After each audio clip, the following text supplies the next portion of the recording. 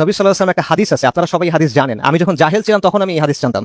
সেটা হলো যে লা ইলাহা ইল্লাল্লাহতে যে বিশ্বাস করলো এবং এই বিশ্বাসের উপর যে মারা গেল, সে কোথায় যাবে?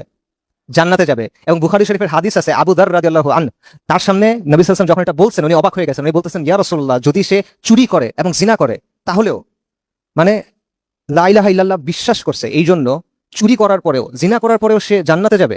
ওনার কাছে এটা অবিশ্বাস্য মনে হচ্ছে। রাসূলুল্লাহ বলছেন হ্যাঁ। আবু যর রাদিয়াল্লাহু আনহু আবারও জিজ্ঞেস করছেন, ইয়া রাসূলুল্লাহ, যদি সে চুরি করে এবং জিনা করে তাহলেও? রাসূলুল্লাহ সাল্লাল্লাহু আলাইহি ওয়াসাল্লাম বলছেন হ্যাঁ। আবু যর রাদিয়াল্লাহু আনহু তৃতীয়বার জিজ্ঞেস করছেন, ইয়া রাসূলুল্লাহ, যদি সে চুরি করে এবং জিনা করে তাহলেও? ওনার কাছে মানতে কষ্ট হচ্ছে যে চুরি করা, জিনা করা, এত ভয়ঙ্কর গুনাহ করার পরেও জান্নাতে যাবে। রাসূলুল্লাহ সাল্লাল্লাহু আলাইহি ওয়াসাল্লাম বলছেন হ্যাঁ, এবং যদিও আবু যরের সেটা অপছন্দ হয়। তো এই জিনিসটা আমি জাহিলিয়াতের সময় জানতাম, কারণ আমার তখন চিন্তা ছিল, মানে জাহিলি সময়ের বুদ্ধি আর কি, যে যত গুনাহ করছি কিন্তু লা ইলাহা ইল্লাল্লাহ মুহাম্মাদুর রাসূলুল্লাহ তো আছে, তো একসময় না একসময় জান্নাতে যাব ইনশাআল্লাহ। যত গুনাহ করছি একটা ছোটখাটো শাস্তি হবে, নাউজুবিল্লাহ, এটা জাহালাতের চিন্তা আর কি, কিন্তু একসময় না একসময় তো জান্নাতে যাচ্ছি। শিরক তো করি নাই কখনো।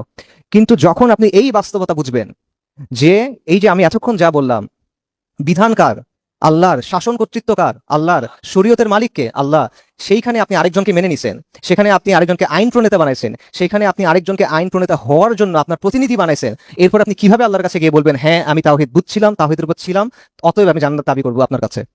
এটা আল্লাহর কাছে আপনি বলতে পারবেন না।